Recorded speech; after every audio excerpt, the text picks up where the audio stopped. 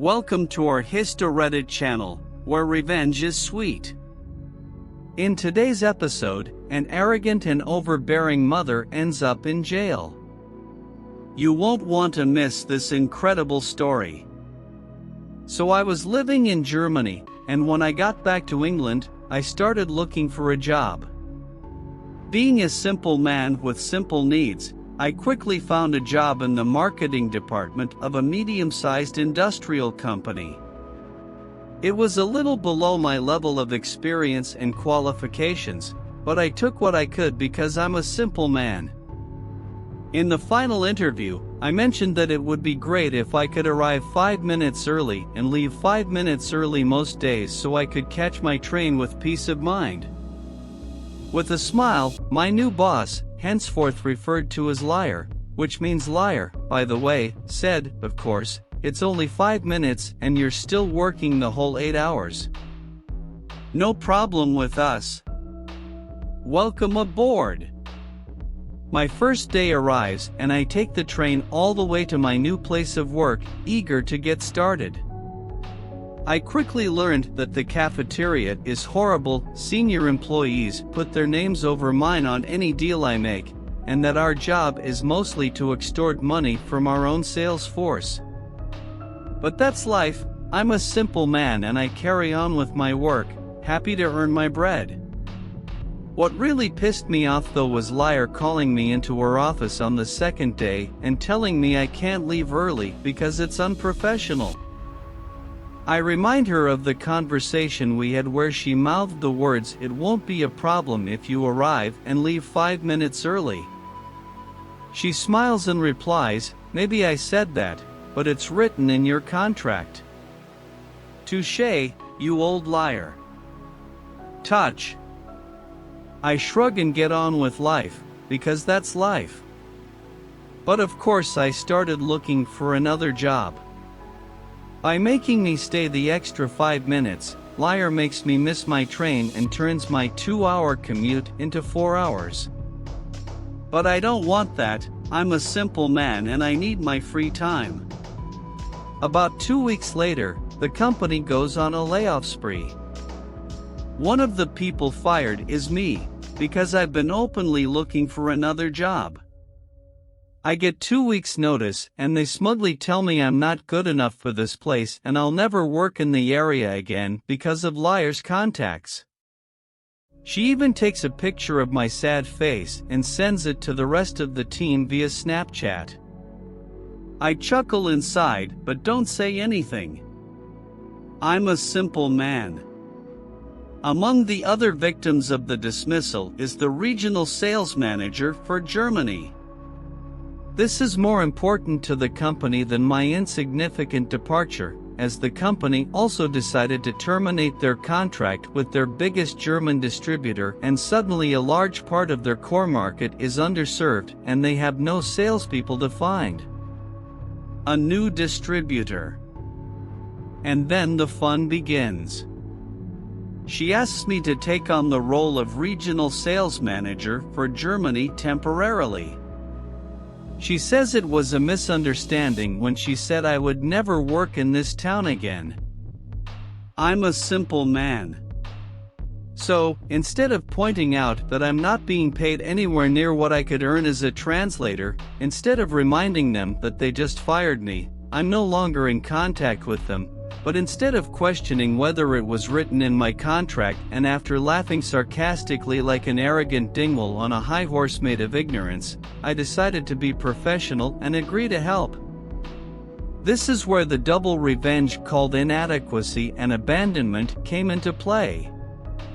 First, inadequacy. During every conversation, I mentioned my job as a publicity assistant. When the friendly Germans politely asked why an unassuming assistant was handling this kind of business, I simply explained that the regional manager had been fired and there was no official replacement.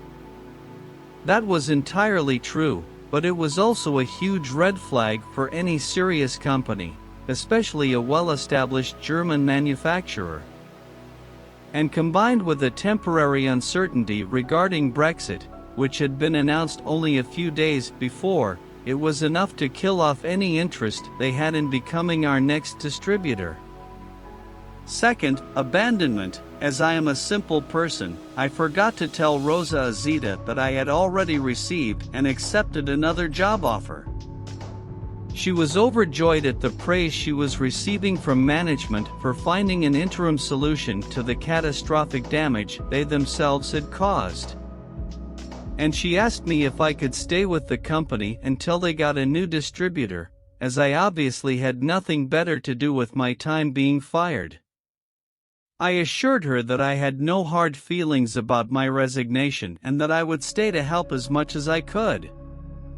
On the day I was originally supposed to leave, I made my calls, drew up a summary of where we were. It was basically a sad emoji followed by a poop emoji, handed it to Sour Rose, and explained that I was leaving to enjoy a vacation week followed by starting a new job in a different field. She stammered that she couldn't believe she thought I would stay longer to help clean up the mess. They still had no distributor and no sales manager for Germany. They were losing money. She cursed at me, remembering that I said I would stay. But since I'm a simple person, my only answer was, maybe I said that, but is it written in my contract? This is where I would normally describe how I feel about the story, but since I'm also a simple person, I'm going to use emojis that I'll read crying and laughing to represent myself and a skull emoji to represent Sour Rose's career. If you are also a simple fan, let me know in the comments how you feel about this story using only emojis. Flashback to 2014, I moved out on my own in 2013 and moved into an old house, converted into a 2-story apartment right across the street from my future in-laws. Downstairs neighbors had loud, blaring music all the time, yes, all hours. They didn't mow the lawn or take out the trash at our shared time. Annoying neighbors, but they never bothered me directly. The guy was cool when sober and turned the music down a bit when I texted him. He was cool until his girlfriend moved out. Now there was screaming in the mix, and suddenly my requests were being ignored. The music got louder. I could barely walk on my super thin floor without her hitting the ceiling with a broom. I had a peaceful sleep and wasn't bothered by any noise. But my wife was different. She needed a quiet, dark environment to sleep. The fan had to be turned on at a specific angle, the bedroom door ajar, the bathroom door closed, the curtains taped to the wall to block out any light, and no sound other than the fan. I tried to talk to her and explained that we couldn't demand that our neighbors be silent when she went to sleep. We had to be reasonable, but the loud music they played through the night was unbearable. She hated it during the day too, but I told her there was nothing we could do. So she spent a lot of time at her parents' house. I spoke to the neighbor and he was polite at first, but then his girlfriend interfered and he changed his ways. He said it was his house and he could do whatever he wanted. He said if we didn't like it, we could move out. Something had to change when she got pregnant and the baby was born. So I decided to fight back in my own way. I followed the law to the letter and only reported them for noise after 11 p.m. I don't remember what time in the morning the noise might start up again, but I think it was 9 a.m. My dad had these huge concert speakers in his garage. They were professional, black leather, 5 feet tall and 3 feet wide. And he had a really nice old stereo amplifier. But my apartment was so small that unfortunately there was only one room. We replaced our coffee table with this face-down thing on our thin office rug. Tired of their bad music, I tested the speaker when they weren't home. Wow, I had to take everything off the tables, counters and shelves because they would shake. I have prepared audio files to play on the stereo. I was excited like a kid with a new Christmas toy. I would call when I left for work and ask my wife to go to her parents' house. I would come home from work and stay with them until close to bedtime. They held out for 3 days. On the second day I found a pile of manure on my doorstep, but I wasn't fazed. I alternated between sound waves and annoying music.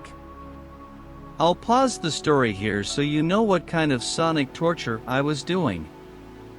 I looked up these sound waves and I'm going to play them here, but don't worry, I'm going to turn the volume down really low so you don't hurt your ears. But this is how it sounds. Here's the sine wave, here's the square wave, and here's the sawtooth wave. And now back to the story. Marching music, Washington Post march on loop, religious preaching. They were atheists and anti-Christians, so this was mandatory. The silliest songs you can imagine, like the Captain Planet theme, chicken dancing, etc. Soundwave that made your vision blur. I finally got a message from him apologizing and begging me to stop. I didn't need a few more days to make him angrier. I had a lot of fun with it. They complained to the police and the owner, but there was nothing they could do as I wasn't doing anything wrong. I didn't even listen to music during the peaceful time that followed. It was incredibly smooth, leading them to gain confidence and try again every few weeks when I wasn't home but my wife was. So I shared with her how to take care of her lovely companion so she could let her play while I was away. Sometimes it was necessary to gently correct them, but in time they understood. When we moved in, everyone was happy, including me, as I am someone of simple tastes. I have a strong bond with my mom and frequently text her via FaceTime, though I rarely call her as messaging is more convenient. She worries about me. The characters in this story are a caring mother, a sweet boy, and an adorable little girl, my mother, me, and our friendly dog. It all started a few hours after my shift at McDonald's, when I was sitting in my usual seat. Taking the puppy's vest off, I allowed her to play with the children who had been there earlier and then let her rest as she looked tired. When she returned, the store was nearly empty. I was focused on drawing on my tablet, part of my laptop, and also my sketchbook. It was then that I saw an assertive mother and a young boy entering the store. The sweet voice of the little girl is heard, appearing to be between 6 and 7 years old, contrasting with the authoritarian tone of the adolescent boy. It looks like he's making jokes about the girl's dress, which I thought was unfair as it was really adorable. The mother supports him and criticizes the dress, which saddens the girl, causing her to move away. She walked over to me, noticing the drawing of a robot on my tablet and noticing that my dog was named Bolt. The little girl asked his name, and although I couldn't speak it, I used sign language to answer. She looked at me puzzled, but I quickly understood that I wouldn't understand sign language, so I showed her in my notebook that I'm mute and communicate that way. I thanked her and told her the dog's name was Bolt, suggesting that she might pet him as he was fast asleep. After a few moments, she affectionately stroked Bolt. I smiled and went back to my drawing, but suddenly my notebook was snatched from the table by a young man named Brett, who looked annoyed.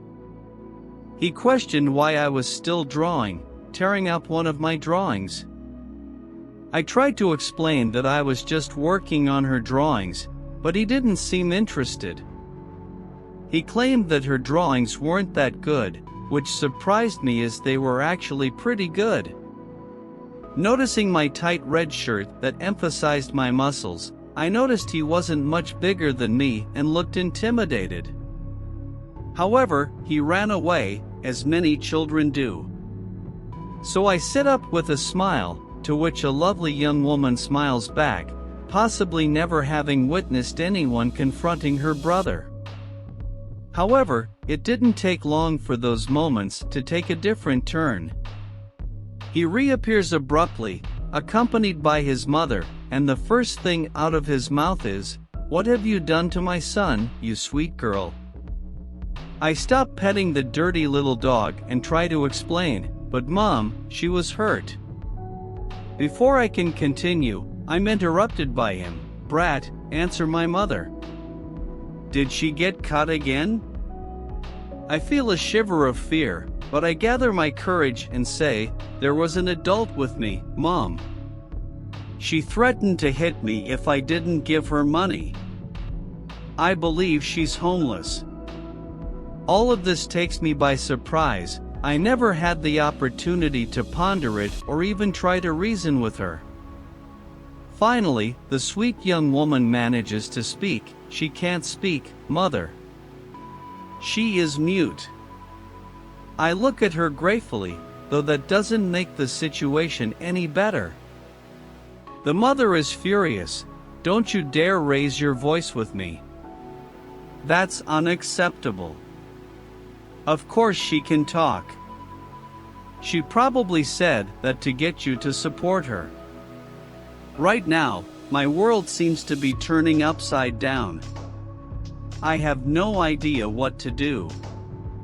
I don't want to pick up my book or tablet. I'm afraid she might lash out. I don't think sign language gestures would work and could make the situation worse. As the sweet young woman looks at me in embarrassment, I feel helpless. I would like to say something, but the words seem to elude me. Finally, she notices my phone on the table. She takes it and fear runs through me, fearing that she might be stealing it. But to my surprise, she says, "Let's see what your parents think about you threatening kids and walking around like you're a prostitute." At that moment, I realize that she is looking at the photos on my cell phone.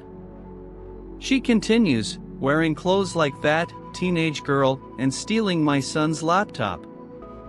She calls my mom, and fear runs through my mind as I wait.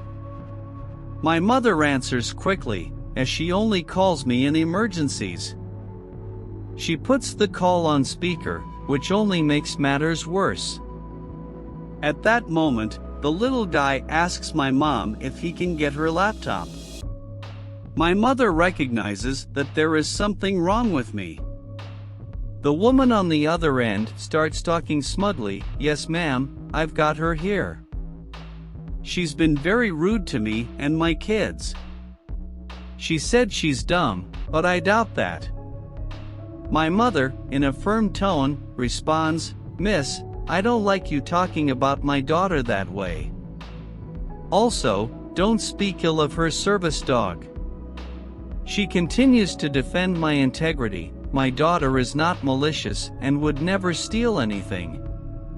Return your belongings immediately or I will take legal action against you for theft and harassment of a person with a disability."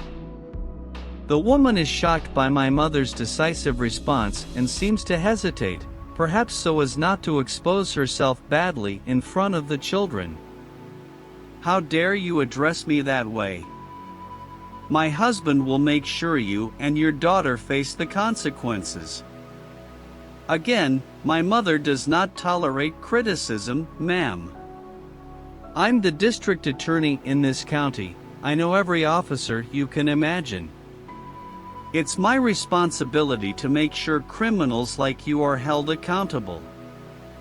Now, I'm going to ask you one last time before I personally go there and secure your detention, as well as ensure that your children are protected by Child Protective Services. Immediately return my daughter's property." She stares at us with icy, serious eyes, her words charged with emotional intensity. Since childhood, my sister and I have known that she is capable of infusing even the most ruthless with nightmares. Just when I thought everything was settled, I realized I was wrong. Courage seems to have resurfaced in that determined mother. If that's how you want to proceed, know that 4 police cars are already on the way. My supervisor is beside me in the room, my belongings neatly organized in the bag. I anchor my daughter's leash to the table, so she doesn't rush towards your police friends. I watch as the mother is escorted to the police cruiser, hurling obscene words like a seasoned sailor. The children remain beside the police, awaiting their father's arrival. I'm about to give a statement to one of the officers, who also demonstrates artistic skills by showing off an old drawing of the sweet girl, a unicorn surrounded by flowers. I remember the lovely clothes the girls wore. My mother arrives approximately 20 minutes later, and once she's dealt with police procedures and the children's father, who is a police officer, takes me home. He expresses his sincere apologies for his wife's behavior. Apparently, they're going through a messy divorce, fighting over custody of their children. I find out that the mother is abusive to the sweet girl. My mother later tells me about the time when the mother faced judgment. She tried to frame her and accuse her of defaming her image. However, during the process, it turned out that she was staying with her boyfriend in a house where methamphetamine was manufactured in the basement. The charges ranged from child exposure to drug dealing, theft, and attempted robbery. The story of 2 overprotective mothers unfolds, with one of them being a legal authority. For the younger crowd, a district attorney is the lawyer who works with the police to ensure that offenders are punished. In short, the narrative mixes revenge and justice. If you're a simple follower, let me know in the comments what you think of this story, using emojis.